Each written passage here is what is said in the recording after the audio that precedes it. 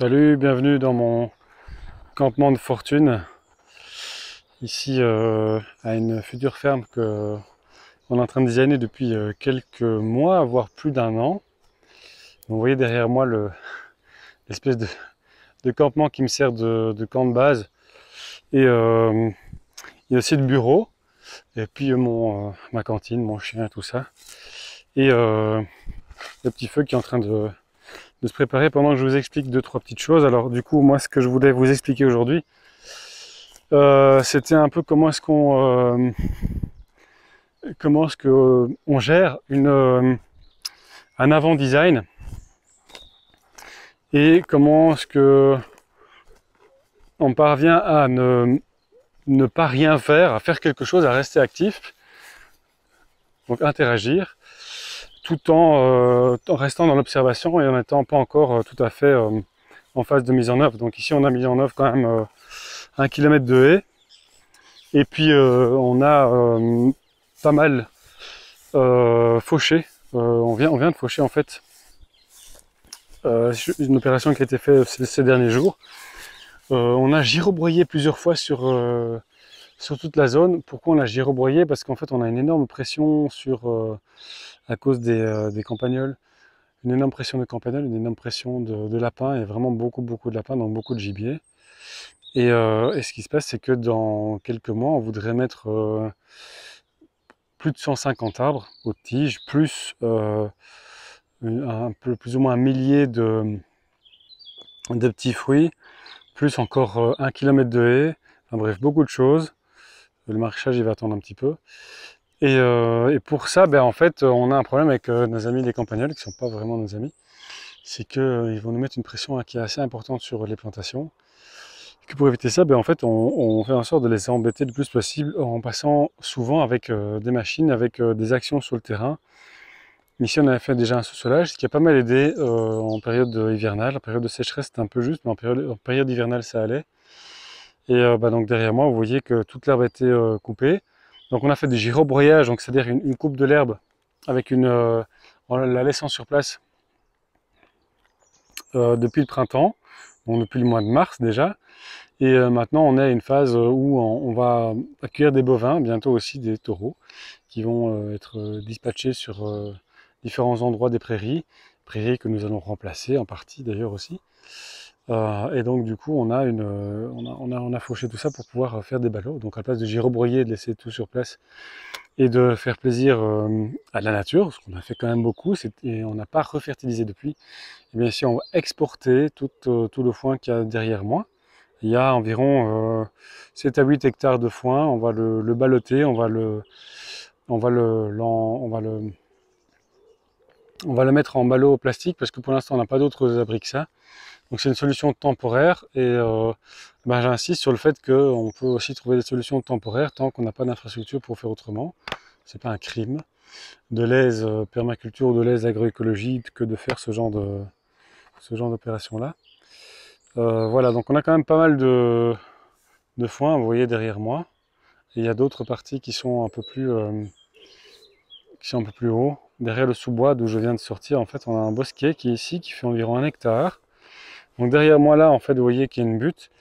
Et dans le design final, ben, cette butte, on va s'en servir de l'autre côté pour en faire un point de vue qui va rester utile et intéressant pour les porteurs de projets, pour faire des activités sociales, telles des barbecues, etc.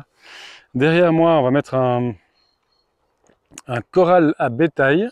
Donc en fait, on va mettre une stabulation, un hivernage d'extérieur pour du bétail qui est rustique. Et c'est-à-dire qu'à la place de créer une étable ou absolument dépendant d'une étable, et bien puisque on va quand même avoir un bétail qui est rustique, mais on voudrait être sûr qu'il puisse se sentir bien et d'avoir des conditions optimales pour son éventuelle reproduction, en tout cas sa production de viande, et ben on va lui mettre une stabulation d'hivernage donc sur copeaux de bois avec une belle couche, ce qui va nous permettre d'avoir plusieurs avantages. C'est de ne pas avoir d'emprise au sol, de pouvoir d'éviter en fait d'avoir des structures de gestion du fumier, du lisier, pardon. Fin de journée, je suis un peu crevé. est quand même tard aujourd'hui puisqu'on est près du solstice. Et d'éviter un tas de manipulations techniques, voire légales, pour montrer que c'est pas forcément obligatoire d'être plus catholique que le pape, et que d'une part on peut utiliser des solutions techniques qui sont à notre portée maintenant pour avancer sur un projet en attendant qu'ils soient installés. Obligé de tout installer tout de suite pour pouvoir avancer, quoi. Ce qui est pour moi le principe, l'interprétation que j'ai du principe de permaculture, observer et interagir. Donc là je suis en train de grimper, donc en fait là par où je viens de grimper, ce sera un chemin piétonnier qui sera bientôt mis en place. Une partie qui est encore fauchée de l'autre côté du bosquet, que vous revoyez derrière moi, vous voyez tout derrière moi puisque je suis en face cam pour l'instant. Donc il faut savoir qu'ici dans 6 à 9 mois il y aura plein de... Il y aura 3 bovins, il y aura 100 à 200 poules, il y aura des petits fruits. Donc les petits fruits seront là derrière. Donc on va installer tous les petits fruits juste sur tout le coteau qui se trouve là, qui fait à peu près 8000 m². Et ici on est sur une zone de point de vue qui est assez phénoménale et sur laquelle on va conserver telle quelle pour en profiter, quoi, parce qu'en plus on a une vue de malade sur l'environnement qu'il y a derrière. Hop. Voilà, bah écoutez, avec le coucher de soleil évidemment ça donne pas mal.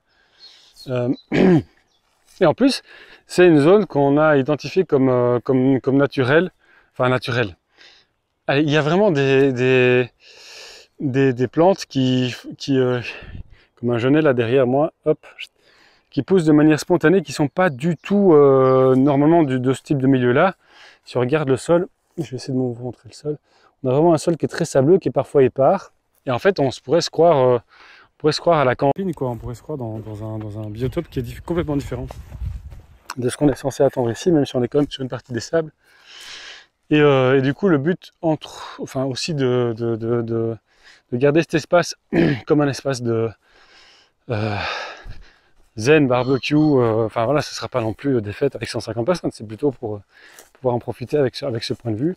Et ben, c'est aussi de pouvoir la préserver, donc voilà, elle est derrière moi, la préserver quand même telle quelle, non exploitée, non chamboulée. On va pas mettre des grosses installations dessus, on va juste clôturer pour éviter que le bétail ait tendance à trop venir dessus et venir en fait nous pâturer quelque chose qu'on n'a pas envie qu'il soit chamboulé. Donc on fait d'une pierre deux coups, en fait on fait plaisir aux humains, on évite d'avoir le bétail et on sauvegarde une partie qui a plutôt une tendance à être spéciale. En fait on fait tout le tour du sous-bois, c'est un projet que j'ai déjà pas mal décrit en termes d'analyse sur différents aspects. Donc si jamais vous n'avez pas encore vu ça, bah, je vous invite à aller voir sur ma... hop. Il y a un chien qui vient de lever des faisans et qui est en train de courir derrière moi. Il y a énormément de vie sauvage ici. Donc les faisans viennent juste de décoller devant ma tête, devant moi.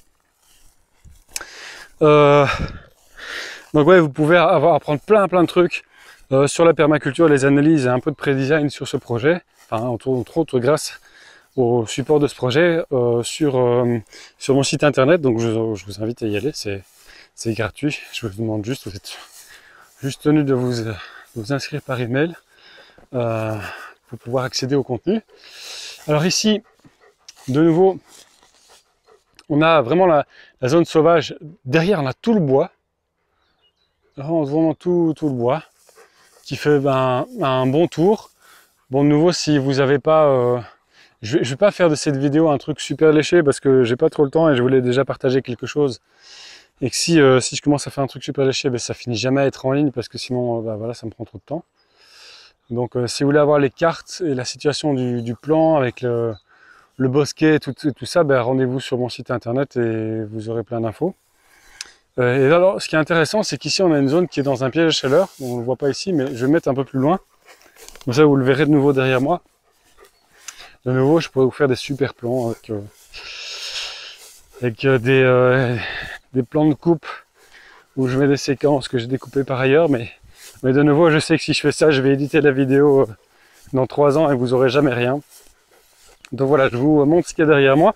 Là, je suis en train de m'avancer vers la prairie du voisin, en fait. Hop, et donc en fait, ici, on est dans un piège à chaleur. Hop, hop, hop. Voilà. Toute la partie qui était là, en fait, vous voyez le coin qu'il y a derrière moi, à droite de l'écran, je crois. Ben, c'est par là que je suis arrivé. C'est là que les faisans sont passés devant mon nez. Et du coup, en fait, on a toute cette partie-ci qui est exposée plein sud, sud-ouest, et qui fait un énorme piège à chaleur. Et donc, du coup, là, de l'autre côté, hop là, on a le sous-bois, et puis après, ben, on a la prairie du voisin. Et qu'on voit bien la limite là. Donc, sur cette limite à l'intérieur, on va faire un chemin pour pouvoir passer d'un côté à l'autre de la propriété, à l'arrière du bosquet, sans empiéter sur l'exploitation, puisque c'est une partie qui est complètement inutilisée, voire inutilisable pour l'instant. Il faudra faire un petit peu de remblai, de stabilisation. Derrière moi, vous voyez bien clairement, il n'y a que 2 bandes ici. Donc on a fait des haies qui sont pour la plupart à 3 bandes, d'autres qui sont à 2 bandes.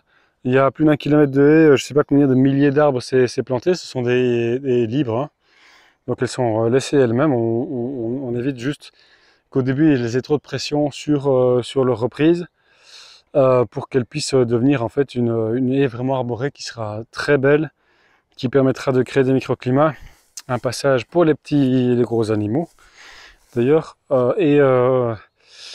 et un bel effet esthétique et biodiversifié pour les oiseaux, etc. etc. Bref, le classique ce qu'on appelle des haies libres. Je vous remonte encore une fois parce que c'est vraiment beau.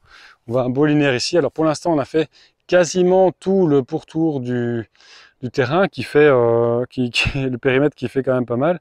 On a continué de l'autre côté du bosquet, on a fait encore des zones intermédiaires. Et tout ça a déjà été placé de telle manière à ce que ça n'empiète pas sur la future installation du bébé, le bovin, donc il y a toute une série de circulations, etc. Je vous invite de nouveau à me suivre pour avoir plus d'infos sur le design, parce que je ne sais pas de quelle manière, mais à un moment donné, je vais communiquer là-dessus. Il est quasi fini, mais pour l'instant, on est encore en train de chipoter sur 2-3 aspects. Alors pourquoi je voulais vous parler de cette zone-ci? Parce qu'elle est très intéressante sur ce terrain-ci, on le voit. D'ailleurs, vous le voyez assez bien derrière moi et sur le côté, on a plein de sureaux. Donc en fait, on a vraiment la blinde de sureaux.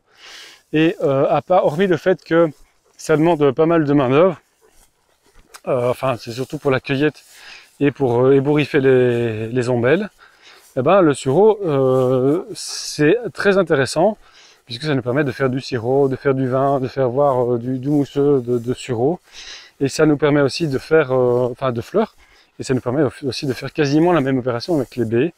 Donc il faut savoir que si on peut cueillir, ce qu'on ferait ici d'ordinaire, c'est qu'on cueillerait 30 à 40% des fleurs pour les utiliser, les transformer selon plusieurs manières, une vinification, une transformation en sucre, en sirop, etc. Et puis en fin de saison vers fin août, dépendant de votre climat, ben, on pourrait encore cueillir toutes les baies, les baies. Il faut en laisser parce qu'en fait c'est vraiment utile pour les oiseaux. Au début c'est utile pour les pollinisateurs. Et puis en fin de saison c'est utile pour les oiseaux. Donc en fait, même si le sureau est un arbre qui se reproduit facilement et qui n'a pas forcément besoin d'utiliser, si vous voulez, toute sa capacité de pollinisation ni de reproduction par fruit, mais en fait c'est très intéressant pour les auxiliaires et pour la faune sauvage. Donc il faut quand même pas négliger ça parce que c'est eux qui nous permettent de fonctionner et d'utiliser la nature pour qu'on puisse en retirer du profit et de l'autonomie, de la survie. Je sais qu'il y en a qui n'aiment pas le mot profit, mais il y a profit et profit. Je vais juste encore vous faire un petit topo parce que bon, sur ce terrain il y a encore beaucoup de choses à expliquer. On a aussi mis 1 kilomètre de tuyaux, je vous montrerai un de ces 4. Pour l'instant c'est un tuyau qui a simplement été posé sur le sol, puisque ce qu'on voulait c'était pouvoir arroser les haies en cas de sécheresse. Ça fait 2 ans qu'on a une sécheresse assez impressionnante au printemps, voire qui se prolonge sur l'été. Cette année-ci, on n'a pas du tout eu ça. On a même eu un printemps qui était très... je ne sais pas si on le voit. Alors derrière moi, là-bas, là-bas, il y a un chevreuil. Là, il y a un chevreuil et qui est en train de s'enfuir. Et mon chien, évidemment, est parti en chasse. Pauvre chevreuil. Mais bon, c'est pas mon chien qui va gagner. Euh... Oh, le chien! Allez, viens, mon chien, viens! Hop, et il revient. Le petit point derrière moi. Allez, viens! Voilà. Mon chien qui a un super détecteur de chemin qu'on a oublié quand on a perdu son chemin, enfin sa route, et quand on cherche de l'eau. Comme il crève de soif et qu'il a tout le temps très chaud, ben, du coup ça marche super bien. Du coup derrière, alors, je ferai peut-être un petit topo là-dessus aussi, surtout qu'on a arrosé là ce soir. Donc vous voyez la tache noire, c'est une culture de cucurbitacées, et juste en dessous on a fait une culture de patates pour tester pour l'instant le coteau qu'il y a derrière moi, donc de l'autre côté en fait de la ligne verte. Et cette zone-là va être utilisée en petits fruits. Et on va aussi mettre 5 ruches cette année pour commencer. Puis on devrait en mettre jusqu'à 20 pour pouvoir polliniser, cultiver, en fait, nous aider à exploiter le verger aux tiges qu'on va mettre sur toutes les prairies que vous voyez. Donc ce sera bétail, fenaison, aux tiges, poulets, bovins, etc. Voilà, donc pour l'instant ça commence à se dessiner. Ce test-là sur... je sais pas trop où on voit la caméra. Hop. Donc ce test sur les courges, donc on a bâché les courges, mais bon, j'ai pas le temps de vous expliquer trop pourquoi aujourd'hui. Et puis on a paillé les patates. Ce test nous permet d'abord de faire quelque chose. Ça permet aux porteurs de projet d'apprendre un petit peu à se mouiller la chemise à leur demande et d'en apprendre plus sur comment ça pousse pour quand le jour où ils devront avoir un prestataire pour le faire, parce que c'est évidemment pas eux qui vont le faire. Et enfin évidemment, mais en tout cas ils sont porteurs de projet, pas forcément acteurs en permanence, puisqu'ils ont d'autres fonctions dans le projet. Et ça nous permet aussi de voir comment le terrain répond, sachant qu'il est c'est un coteau qui est très ensoleillé et qui a beaucoup de sécheresse, c'est du sable quasiment partout, avec une tendance limoneuse, et puis on a une couche de labour, enfin une semelle de labour qui est quand même pas négligeable. Donc voilà comment on peut tester ce terrain et commencer en fait les activités sans se tourner les pouces à ne rien faire. Et encore une fois, là je passe devant un poteau qui en fait il y en a plein sur le terrain qui nous permettent d'accueillir des rapaces qui nous servent aussi à tenter de réguler la pression des campagnols sur le site. Voilà, j'ai encore plein de trucs à expliquer, donc à la prochaine et n'hésitez pas à voir mon site.